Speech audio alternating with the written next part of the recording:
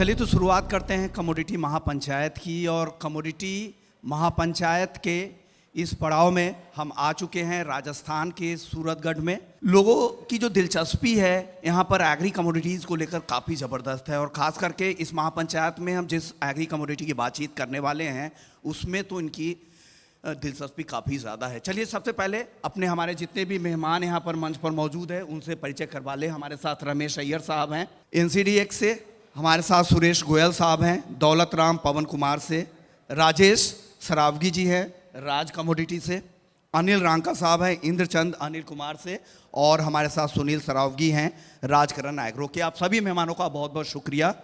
और आज कमोडिटी महापंचायत में हम बात करने वाले हैं ग्वार को लेकर।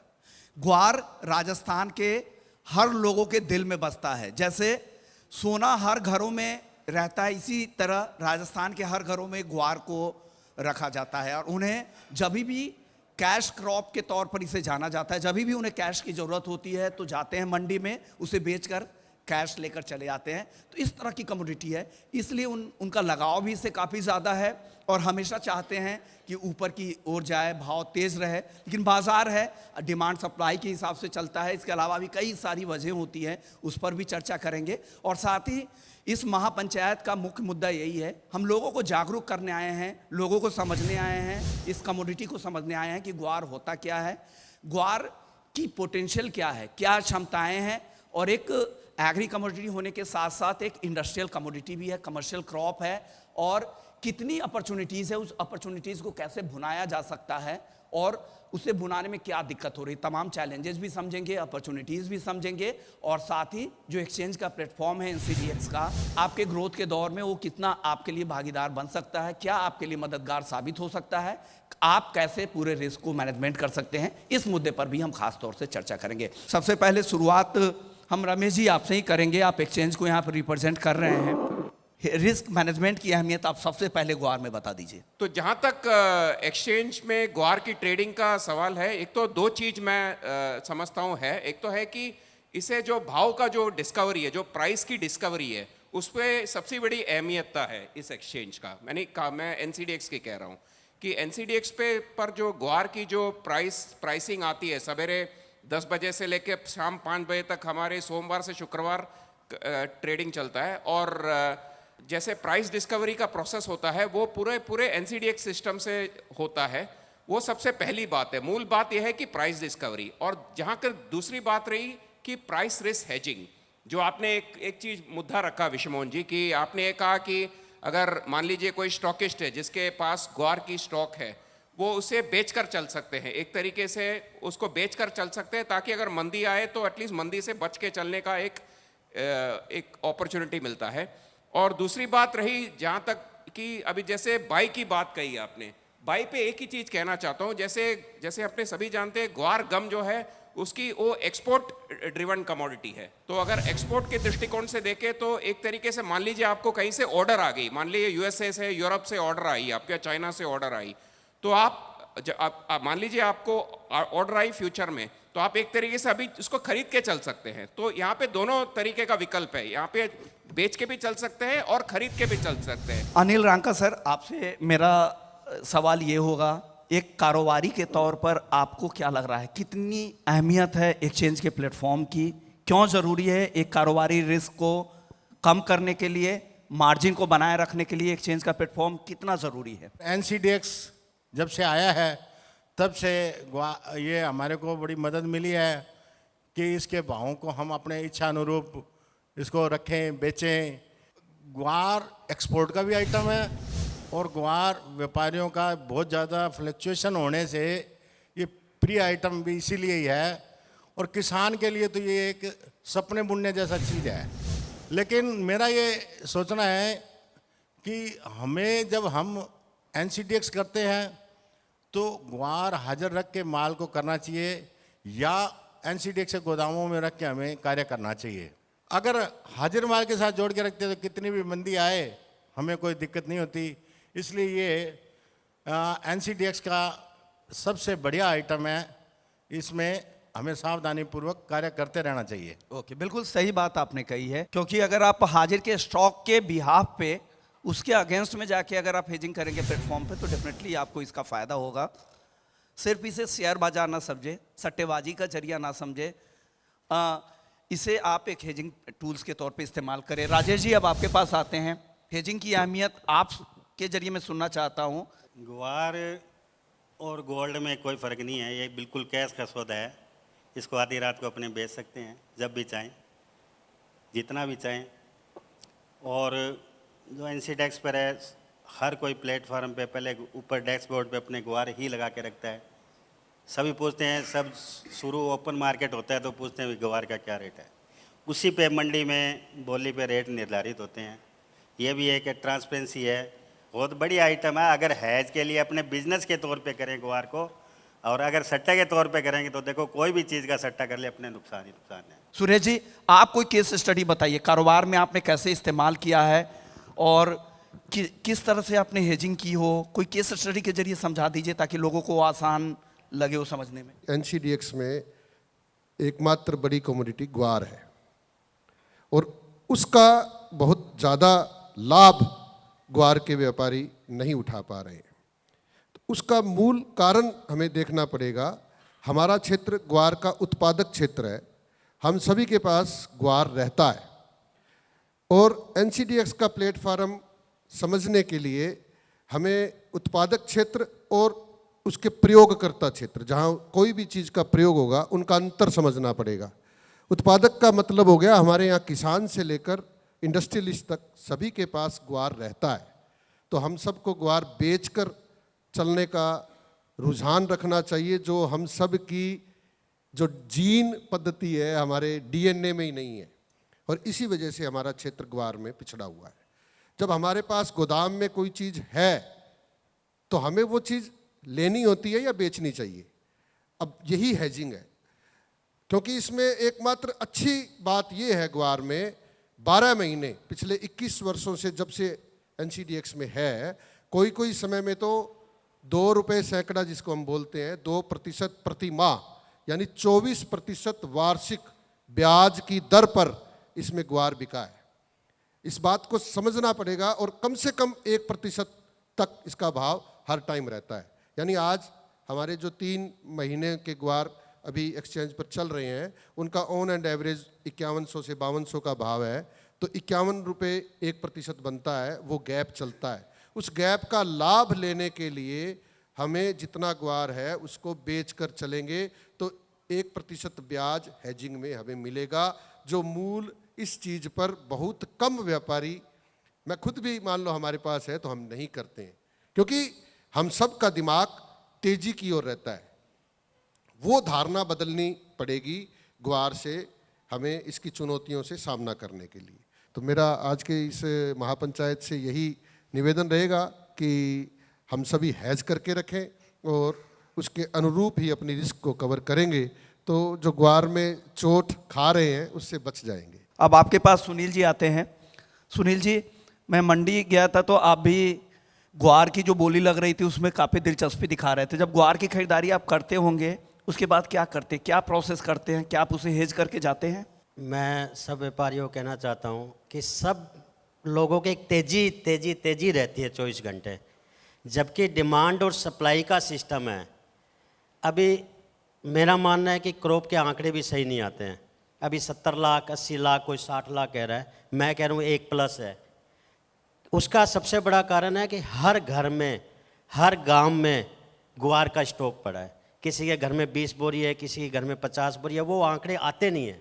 मंडी में क्या देखते हैं कि 70 लाख बोरी हुई है, कंजप्शन 1.25 करोड़ बोरी की है, ये तो तेज़ी आएगी, जबकि ऐसा फिजिकल में होता नहीं है। अब पिछले 4 महीने से डिमांड कहते हैं खूब है, फिर भी माल की सप्लाई मिल रही है। मंडियों में शॉर्ट नहीं हो रहा माल, जितना स्टॉक 4 साल पहले लगा है वो भी आज लगा हुआ है, तो माल कहीं ना कहीं से तो आ ही रहा है। सही मायने में आंकड़े जो है, राजस्थान के अंदर इतना बड़ा टिब्बा बेल्ट है और मंडियों में ना आके डायरेक्ट माल बहुत बिकता है, तो उससे सही आंकड़े मेरे समझ में नहीं आ रहे हैं। दूसरा मेरा एक सुझाव है कि 24 घंटे दिमाग में तेज़ी ना रखते हुए जैसे अदर कमोडिटी 5 महीने के लिए 6 महीने के लिए अपने लोग स्टॉक करते हैं, तेजी मंदी देखते हैं, तो इतने टाइम के लिए इसमें तेजी मंदी देखो अगर हेजिंग नहीं करनी है तो। एनसीडेक्स का प्लेटफॉर्म बहुत ज़्यादा शानदार है अगर बिजनेस व्यू से उसको देखें। एक तो आप सबसे बड़ी चीज़ ये देखिए कि एक ऐसा प्लेटफॉर्म है कि ठगी नहीं होगी आपसे। ऑल ओवर इंडिया में वो रेट के अकॉर्डिंग आपको माल मिलेगा और आपका माल बिकेगा। रमेश जी, मैं मंडी गया था, कई सारे सवाल मेरे से वो पूछ रहे थे, तो वो सवाल मैं आपसे भी पूछूंगा। पहला सवाल उनका ये था कि सेलर्स को ज़्यादा प्रेफरेंस दिया जाता है एनसीडीएक्स के प्लेटफॉर्म पे, क्या इस तरह की बात सही है? भाव जब तय होता है तो भाव सेलर अकेला तय नहीं करता है, बायर और सेलर के परस्पर जोड़ी से ही भाव तय होता है। बिल्कुल, दोनों तरह के ना? प्लेटफॉर्म ये हैं। बात तो अभी आप मानते हैं। जहां तक आपकी बात है कि सेलर को प्रेफरेंस दिया जाता है, देखिए अभी जहां तक डिलीवरी की बात है, अगर जहां पर डिलीवरी की बात है वहां पर सेलर का चॉइस रहता है कि वो कहां पर डिलीवरी दे। क्योंकि अगर मान लीजिए अगर बायर का भी चॉइस ले, सेलर का भी चॉइस ले, तब ये चॉइस परस्पर मैच ही नहीं होंगे और इसके अन्यथा क्या होगा कि कोई डिलीवरी नहीं होगा। तो इसके चलते चलते ये एक ऐसा सिस्टम पिछले कई सालों से, शायद 2 डिकेड से ऐसा ही चल रहा है कि सेलर की चॉइस से डिलीवरी होगा। लेकिन हाँ, अगर सेलर डिलीवरी नहीं दे पाता है तब सेलर को पेनल्टी का भुगतान और रेट डिफरेंस दोनों बायर को देना पड़ता है। तो ये एक तरीके से एक फेयरनेस है सिस्टम में, कि सिस्टम एक तरीके का फेयर है दोनों के लिए, सेलर के लिए और बायर के लिए। बिल्कुल ट्रांसपेरेंट सिस्टम है, तभी हाँ। तो लोगों को पता भी लग रहा है हाँ। कि कहाँ पे हाँ। ज्यादा मार्जिन लगाए जा रहे हैं, कहाँ जी। पेनाल्टी लगाई जा रही। तो उनका एक कहना ये भी था हाँ। कि सेलर्स के ऊपर मार्जिन थोड़े और बढ़ने चाहिए, जैसे पहले हुआ करते थे, मार्जिन कम क्यों है? देखिए, मार्जिन एक ऐसा चीज है विश्वमोहन जी, एक तो है कि मार्जिन का जो कैसा सिस्टम है वो समझना होगा। वो पहली बात है कि मार्जिन हम लोग ओवरऑल बाजार की जो मूवमेंट है, जो वटगड़ है या तेजी मंदी है, उसी से तय करते हैं, पहली बात। और दूसरी बात, अगर मान लीजिए एक दिशा में बाजार गई या मान लीजिए बहुत ऊपर गया नीचे गया, तब उस हिसाब से जो सिस्टम है, जो सेबी के जो नियमों के तहत जो सिस्टम है उसी को हम लागू करते हैं। ऐसा नहीं कि एक्सचेंज अपने अपने चयन से कर रहा है। ये तो एक तरीके से सेबी की एक मार्जिनिंग सिस्टम की जो नियम है उसके तहत ही हम इसे करते हैं। इंडस्ट्री की तरफ से, एक्सचेंज की तरफ से आप लोगों की क्या डिमांड है, आप बताइए अनिल जी। मैं एक थोड़ा सुझाव इसमें ये देना चाहूँगा कि ये जब तक डिलीवरी जो है ये फेयरनेस इसमें नहीं होगा, क्योंकि एनसीडीएक्स में हमने 1-2 बार देखा है और सुना भी है, जैसे मिर्च के बारे में हुआ, जीरे के बारे में हुआ, विगत में जो भी हुआ वो आदमी के मानस पे हटता नहीं है। वो चीज़ जो है वो उसके दिमाग में बनी रहती है।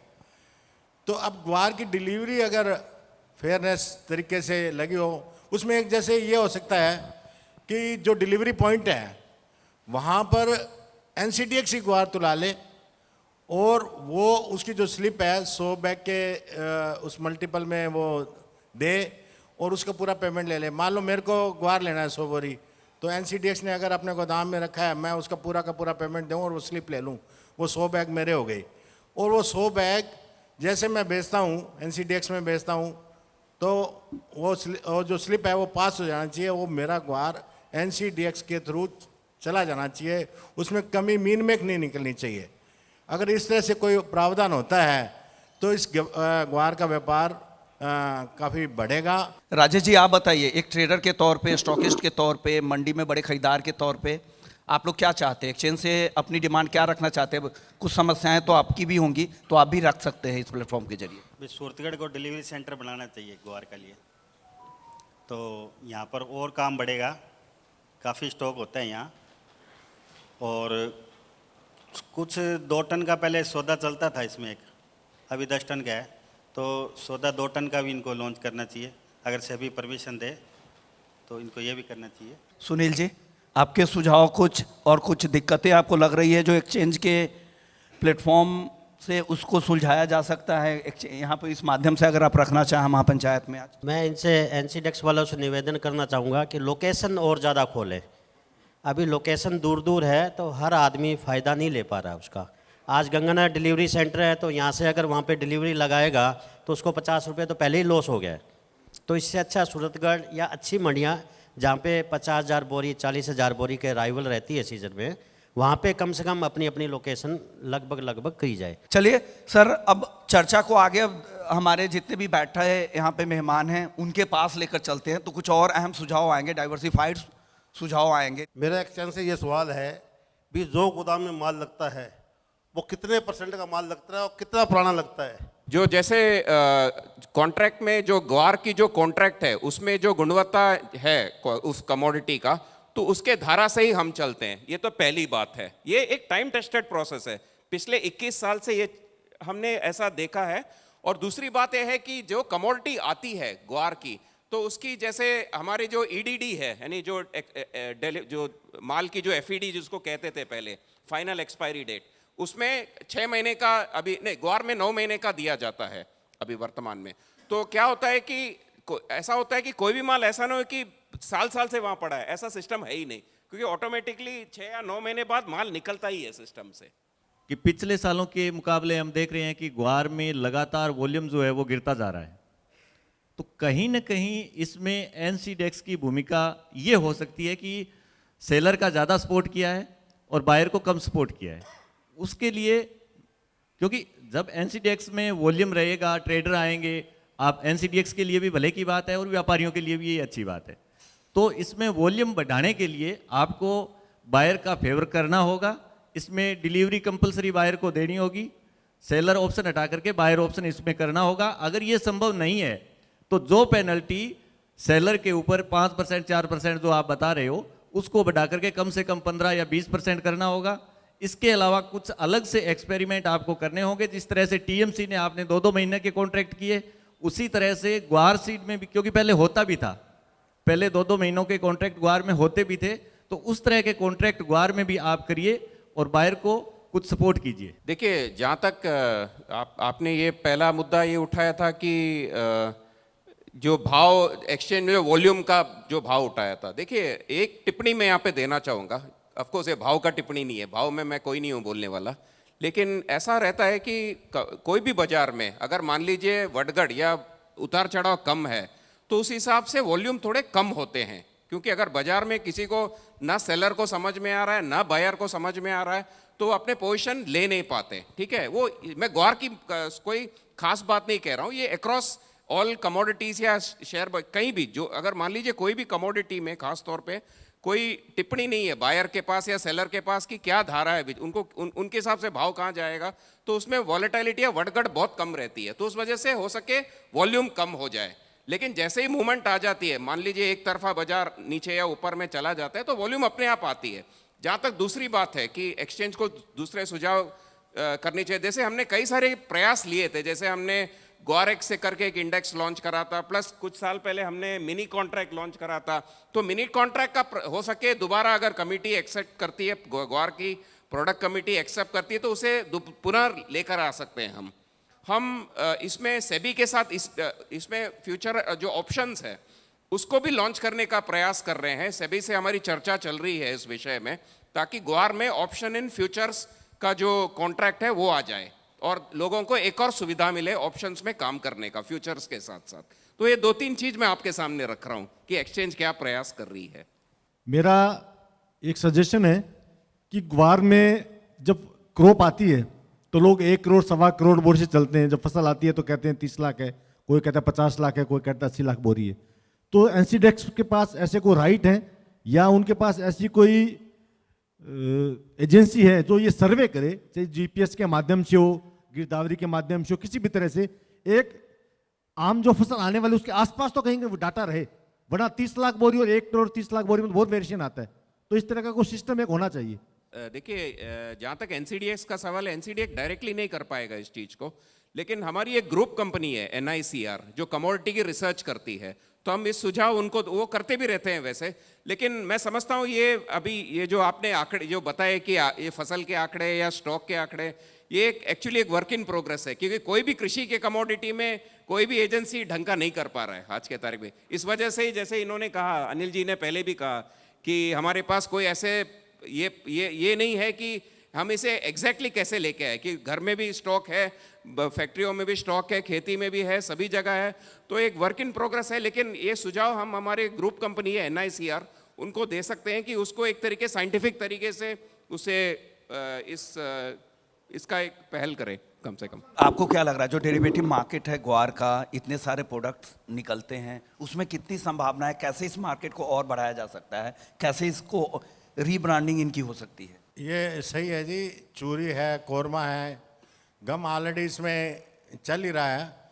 ये भी ऐड हो जाए एनसीडीएक्स के अंदर तो इसका व्यापार बढ़ेगा और ये एक व्यापारी को पता भी लगता रहेगा कि किस चीज़ में गड़बड़ हो रही है, तो उसका ग्वार पे इफेक्ट आएगा। ये सब नए नए प्रोडक्ट शुरू हो, ये बहुत ज़रूरी है। रमेश जी, आपसे मेरा यही सवाल था, इन्होंने वही सवाल पूछ दिया। कोरमा और चूड़ी जैसे अगर प्रोडक्ट को अगर शामिल किया जाए डेरिवेटिव मार्केट में तो डेफिनेटली उनको प्राइसिंग जो अनलॉक है, जो उनकी वैल्यू, बिल्कुल उनको बेहतर वैल्यू मिल सकती है। आपको क्या लगता है, क्या संभावनाएं हैं उसकी? बिल्कुल, मुद्दे क्या है, मैं इनसे निजी रूप से भी एग्री करता हूं कि अगर मान लीजिए जो बाकी के जो डेरिवेटिव्स है जैसे कोरमा है या चूरी है, अगर उसमें भी एक तरीके का प्राइस डिस्कवरी प्लेटफॉर्म पे आ जाए तो पूरे कॉम्प्लेक्स में प्राइस डिस्कवरी आ जाती है। उसकी पॉपुलैरिटी भी देश भर में जी, बढ़े। मैं वही उसी की तरफ आ रहा हूँ। तो एनसीडीएक्स, लेकिन मैं बताते हुए खुशी है कि एनसीडीएक्स इस पर विचार कर रही है, सीरियस विचार कर रही है। आप बताइए राजेश जी, आपके कुछ सुझाव डेरिवेटिव प्रोडक्ट्स को लेके, कैसे इसके मार्केट को बढ़ाया जा सकता है? जब चूरी और कोरमा का आप सौदा लॉन्च कर दोगे तो मिलों को बहुत फ़ायदा होगा, क्योंकि ग्वार से गम तो निकाल लिया, उन्होंने गम की तो हैज कर ली, पर चूरी कोरमा की हैज नहीं होती, उसमें मंदी आ जाती है तो ग्वार मिलों को नुकसान आ जाता है। तो मेरा तो ये सुझाव है, ये भी लॉन्च होना चाहिए। सुनील जी, आपके कुछ सुझाव इस पे डेरिवेटिव मार्केट को लेकर?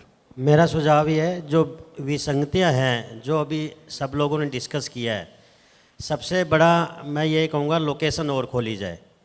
लोकेशन खोलने से सब व्यापारियों को फ़ायदा होना है और ये फेयर काम होगा डिलीवरी का, माल लगाने का। अभी कोई बीकानेर जाके या जोधपुर जाके माल नहीं लगा सकता, अब वहाँ 300 रुपये डिफरेंस का माल लग रहा है, ये ऐसा बोल रहे हैं लेकिन किसी ने देखा नहीं है ये। लेकिन अगर लोकल में लगेगा, पता लगेगा ना कौन सा माल लग रहा है और कौन सा नहीं लग रहा। सबसे अच्छा है अगर इसको फेयर किया जाए, लोकेशन खोली जाए और ज़्यादा, और डिलीवरी सेंटर बढ़िया किया जाए तो नो डाउट बढ़िया काम चलेगा एनसीडीएक्स का।